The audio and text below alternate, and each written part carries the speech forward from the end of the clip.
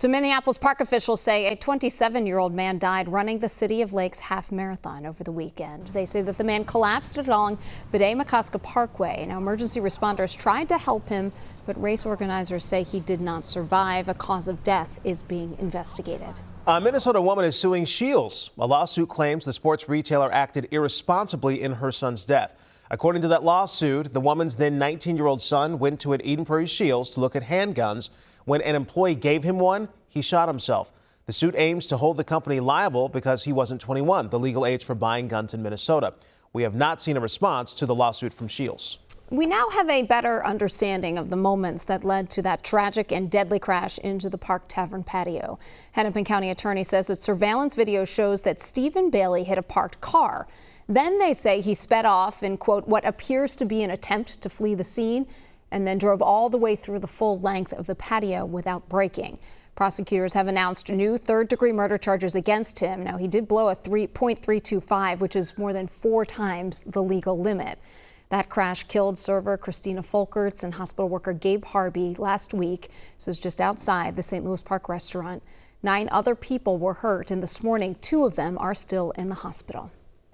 So we are just 56 days away, as you mentioned, until Election Day. And when you head to the polls, you might see someone new overseeing the voting process. This is a trend that's not just happening in Minnesota, but really across the country. Our Pauline Lee joins us from the live desk with a closer look at why and the impact that this could have on our elections. All right, guys. Yeah, being an election official has become increasingly tougher as a job as people continue to doubt the integrity of the process after the 2020 election.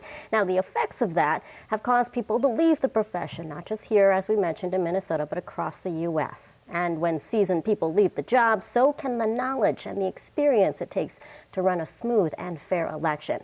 Now, according to the Bipartisan Policy Center, as of January, Minnesota's turnover rate for election officials was 34%, meaning more than a third of people overseeing election administration this fall are new compared to those in 2020.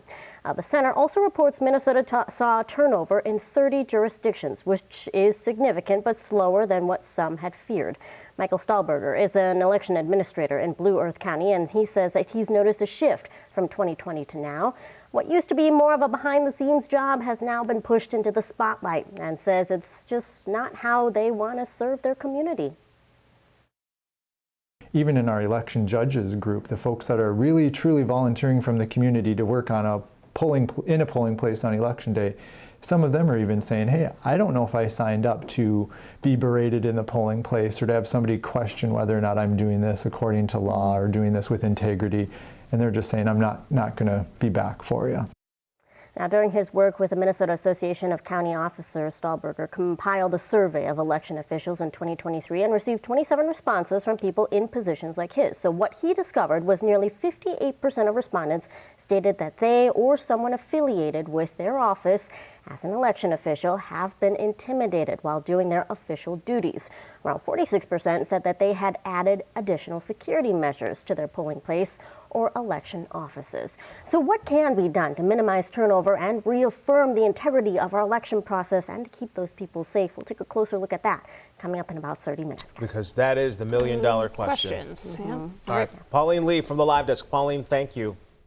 Well, we know Governor Walz is trying to get more businesses to move to Minnesota. His office, along with Explore Minnesota, announced a new campaign just yesterday.